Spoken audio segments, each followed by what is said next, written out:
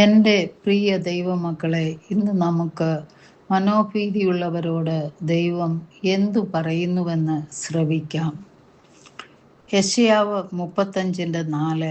മനോഭീതിയുള്ളവരോട് ധൈര്യപ്പെടുവീൻ, ഭയപ്പെടേണ്ട, ഇതാ നിങ്ങളുടെ ദൈവം, പ്രതികാരവും ദൈവത്തിൻ്റെ പ്രതിഫലവും വരുന്നു, അവൻ വന്ന് നിങ്ങളെ രക്ഷിക്കും എന്ന് പറവീൻ. ന്യായവിധി, പ്രവാസം, ആഴമായ നിരുത്സാഹം എന്നിവ നേരിട്ട ഒരു ജനതയ്ക്കായി എഴുതിയ പ്രത്യാശയുടെയും പുനഃസ്ഥാപനത്തിൻ്റെയും ഒരു അധ്യായമാണിത്. ദൈവത്തിൻ്റെ വീണ്ടെടുക്കപ്പെട്ട ജനങ്ങളോട് ഈ അധ്യായം സംസാരിക്കുന്നു. അവർക്ക് ഭാവി, മഹത്വം, രോഗശാന്തി, രക്ഷ എന്നിവയുടെ ഒരു ദർശനം നൽകുന്നു. ഈ വാക്യം ദുർബലവും ഭയപ്പെട്ടവരും ക്ഷീണിതരുമായവർക്ക് ഒരു സന്ദേശമാണ്. ദൈവത്തിൻ്റെ വരാനിരിക്കുന്ന ഇടപെടലിൻ്റെ വാഗ്ദാനത്തിൽ വേരൂന്നിയ ധൈര്യത്തിനും വിശ്വാസത്തിനുമുള്ള ഒരു ആഹ്വാനമാണ്. ഭീതിയുള്ള ഹൃദയമുള്ളവരോട് പറയുക എന്നത് നിരുത്സാഹപ്പെട്ടവരെ, ഉത്കണ്ഠാകുലരെ ആയവരെ ഉദ്ദേശിച്ചുള്ളതാണ്. ദൈവം അവരുടെ ഭയം കാണുകയും അവരെ പ്രോത്സാഹിപ്പിക്കാനും ഉയർത്താനും പ്രത്യേകമായി ഒരു വാക്ക് അയക്കുകയും ചെയ്യുന്നു. ധൈര്യപ്പെടുവീൻ, ഭയപ്പെടേണ്ട എന്നത് ഒരു നേരിട്ടുള്ള കൽപ്പനയും ഉറപ്പും ആണ്. ദൈവം ഭയത്തെ അംഗീകരിക്കുക മാത്രമല്ല, അവൻ തൻ്റെ ജനത്തെ അതിൽ നിന്ന് പുറത്തു കൊണ്ടുവരുന്നു. അവരുടെ സ്വന്തം ശക്തി നിമിത്തമല്ല, മറിച്ച് അവൻ ആരാണെന്ന്, അവൻ എന്തു ചെയ്യുന്നു എന്നും ഉള്ളതും നിമിത്തമാണ്.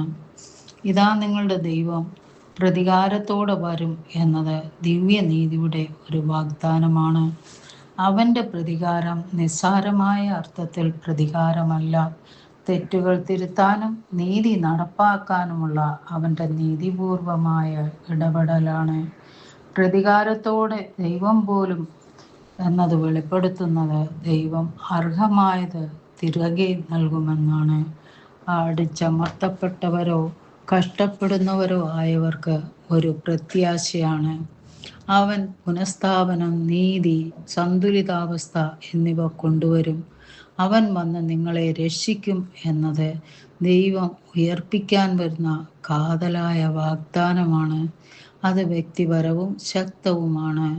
ഇത് ഭൂമിയിലെ ശത്രുക്കളിൽ നിന്നുള്ള വിടുതലിനെ മാത്രമല്ല, ആത്യന്തിക രക്ഷ നൽകുന്ന മശിഹായായ യേശുക്രിസ്തുവിൻ്റെ വരവിനെ സൂചിപ്പിക്കുന്നു.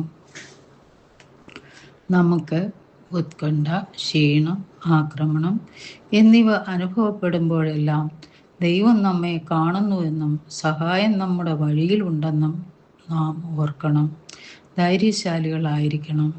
പ്രശ്നങ്ങൾ അവഗണിക്കുന്നതിലല്ല, മറിച്ച് ദൈവത്തിൻ്റെ സാന്നിധ്യത്തിലും നീതിയിലും ശ്രദ്ധ കേന്ദ്രീകരിക്കുക.